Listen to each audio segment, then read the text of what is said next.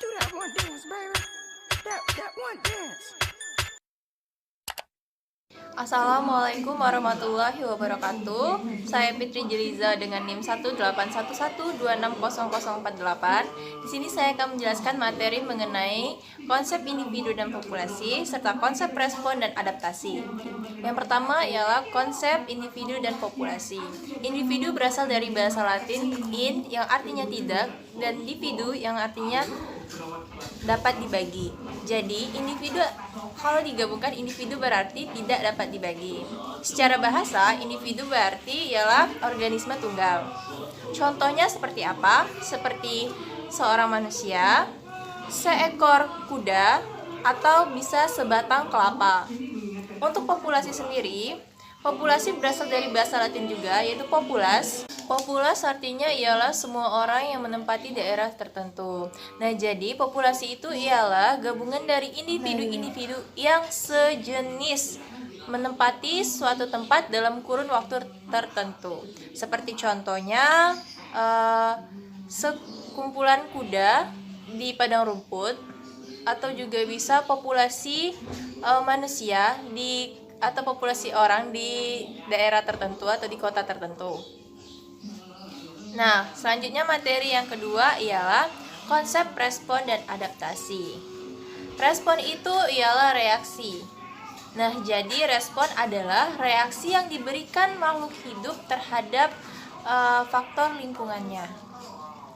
Respon sendiri itu ada 3, yaitu respon pengaturan, respon penyesuaian, dan juga respon perkembangan. Nah, untuk respon penyesuaian dan juga pengaturan itu termasuk ke dalam respon reversible atau respon yang tidak bersifat permanen.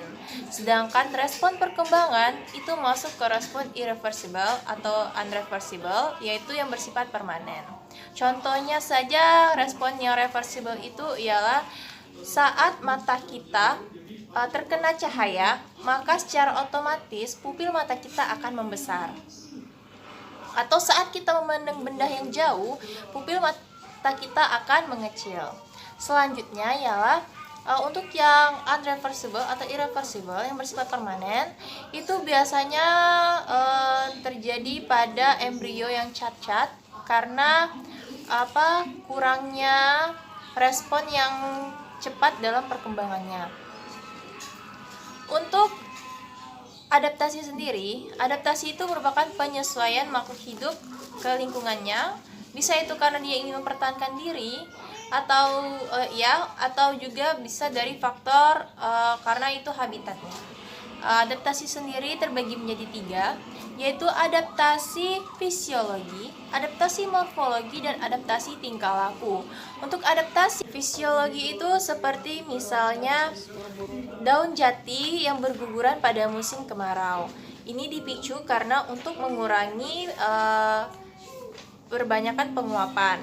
Terus juga bisa cicak. Selanjutnya adalah adaptasi morfologis, yaitu penyesuaian yang mengikuti melibatkan bentuk tubuh.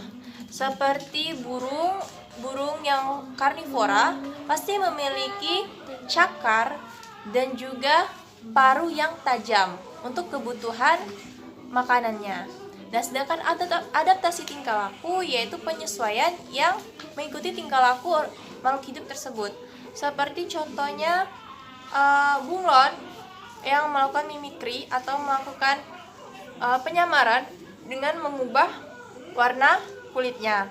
Kemudian ada cumi-cumi juga yang apabila dia merasa terancam, dia akan mengeluarkan tintanya. Dan juga ada pada beruang beruang yang melakukan hibernasi pada musim dingin. Baiklah, itulah dia materi untuk konsep individu dan populasi dan juga konsep respon dan adaptasi. Selanjutnya, materi yang ketiga akan dijelaskan oleh teman saya, Ira Octavia. Assalamualaikum warahmatullahi wabarakatuh. Baiklah, saya Octavia. Di sini saya akan menjelaskan materi tentang karakteristik struktur dan dinamika populasi. Dapat kita ketahui, Populasi adalah sekelompok individu dalam suatu spesies yang menempati suatu habitat yang menggunakan sumber daya alam dengan cara yang sama dan dipengaruhi oleh faktor-faktor alam.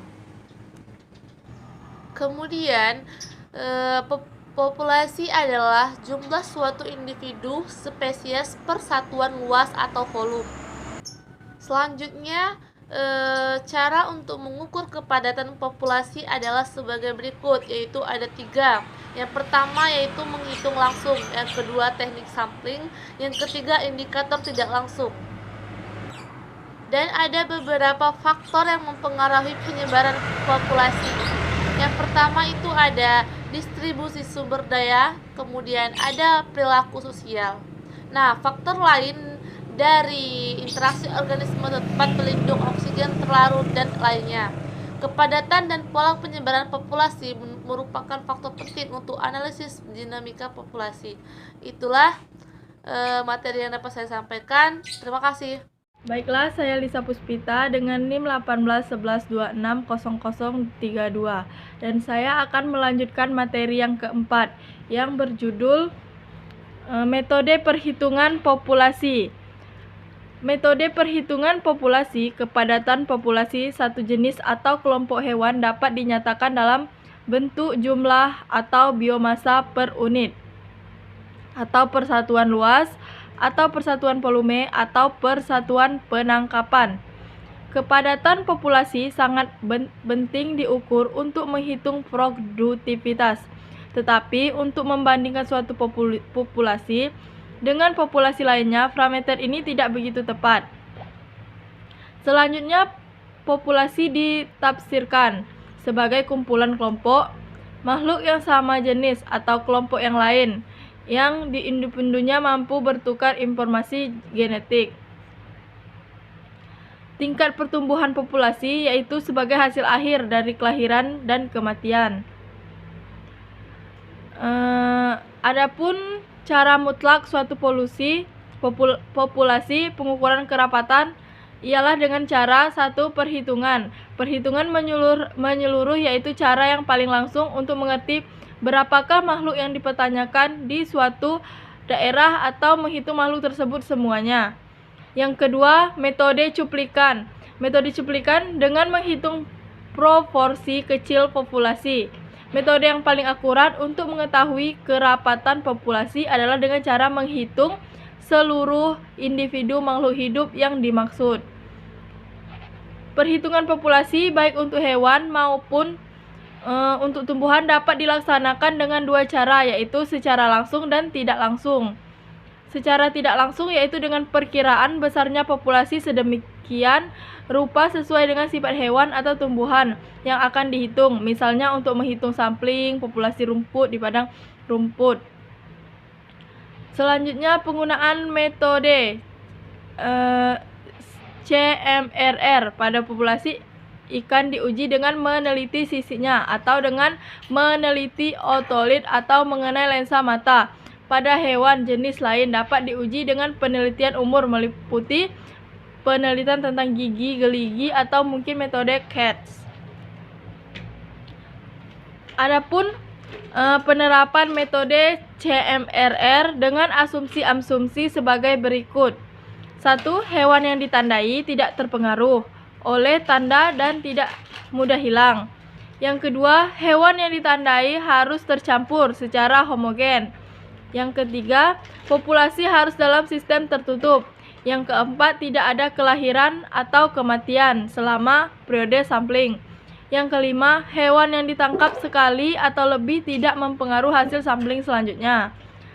Yang terakhir, populasi sampling secara random dengan asumsi semua kelompok, umur dan jenis kelamin dapat ditangkap. Adapun rumus dasar yang digunakan untuk penghitungan adalah rumus Petersen. N sama dengan M dikali N per R. Untuk menghitung kesalahan atau error, metode CMRR dapat dilakukan dengan cara menghitung kesalahan baku atau standar errornya dengan rumus SE sama dengan dalam kurung M kali N tutup kurung dalam dikali M kali R, tutup kurung lagi, dikali lagi, buka kurung N kali R, tutup kurung per R pangkat 3. Baiklah, di sini saya Alex Darmanto akan melanjutkan bahasan dari saudari Ira, yaitu tentang tipe-tipe interaksi antar populasi. Yang pertama itu ada netralisme, yaitu interaksi dua atau lebih spesies yang tidak menunjukkan adanya hubungan atau asosiasi, di mana tidak ada pihak yang diuntungkan dan pihak yang dirugikan. Sehingga netralisme ini terjadi karena spesies yang memiliki kebutuhan berbeda. Misalnya itu contohnya kerbau dengan kucing. Yang kedua itu ada kompetisi. Kompetisi yakni interaksi antara dua atau lebih spesies yang saling menghalangi karena memiliki kebutuhan yang sama, di mana persaingan itu biasanya terjadi karena memperebutkan makanan, tempat hidup, sinar matahari, air, dan pasangan. Yang selanjutnya itu amensalisme. Amensalisme itu merupakan interaksi antara dua atau lebih spesies yang merugikan salah satu pihak, namun pihak lainnya tidak terpengaruh atau tidak sama sekali dirugikan oleh pihak lainnya, di mana interaksi ini disebabkan adanya fenomena alelopati, yang mana suatu organisme menghasilkan zat kimia yang mempengaruhi pertumbuhan, kelangsungan hidup, dan reproduksi organisme lain di sekitarnya. Selanjutnya ada parasitisme.